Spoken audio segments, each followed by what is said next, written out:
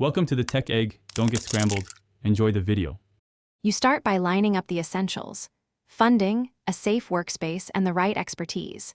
Once you have those, buy precision tools and sensors and choose a theoretical approach to follow. Make sure to document goals and safety protocols. You will refer to them constantly. While you recruit collaborators, prototype basic subsystems like power delivery and control electronics. You move quickly from planning to building to validate assumptions with small experiments that minimize risk and reveal early flaws.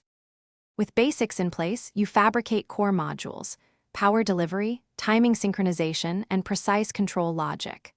Once done, integrate shielding and containment to protect equipment and people. Safety is non-negotiable. Make small, repeatable trials and calibrate sensors to match theoretical models. You should analyze each run, adjust parameters, and improve stability. While iterating, commit detailed logs and prioritize modular designs so you can swap faulty components without rebuilding the whole apparatus. Now you assemble the final system and perform comprehensive dry runs, verifying every safety interlock and backup cutoff. Make sure to validate sensor outputs and signatures before any full power attempt.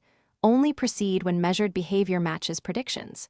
If issues arise, start troubleshooting with grounding, timing synchronization, and thermal drift. These are common culprits.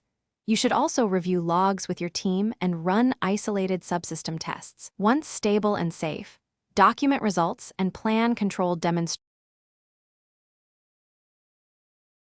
Thanks for watching. Consider subscribing if I helped unscramble your problems.